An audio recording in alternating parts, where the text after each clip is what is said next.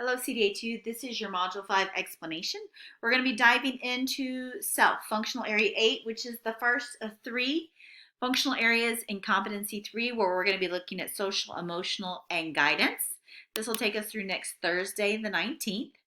So there'll be readings, a quiz, a discussion, and assignment this week. So first is going to be content materials. And so I did a lecture over the self where I look at the concept and then we look into the three areas that the PD specialist is going to evaluate in the verification visit. I also have the virtual lab school, and so this is the preschool one, and it goes into a definition, children, the environment, experience, and activities. It's just more information, another approach to looking at it. Here's the one for infants and toddlers.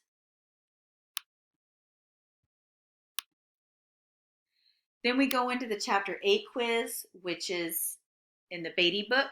She will give you another perspective of self. Then we're going to go into the discussion where we're going to talk about how does a classroom promote a self-concept? Why is this foundational? Why are we even talking about it in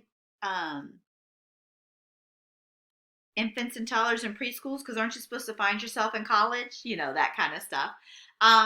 And how does your classroom and teaching style promote it? So there's an initial post in your peer responses by Thursday the 19th. Posts must be done on 2 separate days. Next is going to be field experience 2. And so message me if you don't currently have a classroom of children, and we will come up with an activity for this. But you're going to make a list or a chart of all the children in the classrooms. Write down their name, and then write down, frankly and honestly, what you like about the child and why. What are their strengths? What are their areas of growth? And there may be a reason why. If you aren't currently in the classroom and used to be, use that list of children, at least 8. And if you've never been in a classroom, watch a movie of children like Daddy Daycare, Kindergarten Cop, and write up their personalities. So there is something for everybody who's been in the classroom. Because I think the first thing we have to do is bring to forefront what we think about the children in our classrooms. There's different personalities, and you get along really well with some kids in the classroom, and there's other kids that you're putting forth the effort for them to provide a positive experience.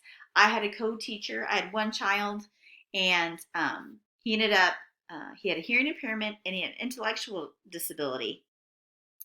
And he had attacked her. He had bitten her the year before, and she had some scars from being attacked from him.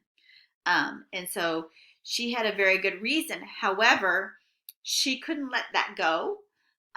And so there had been protocols to make sure she wasn't left alone with him, things along those lines. However, she always just seemed to agitate him. And so that's something she needed to work through. It was a situation, and I ended up spending a lot of time with him, and he was a great friend who needed a lot of structure, and he needed a lot of support for his exceptionalities to be successful, but he could be. And so it's that kind of thing. So once you realize that, yeah, this kid has got some really great qualities, I need to spend more time on this child.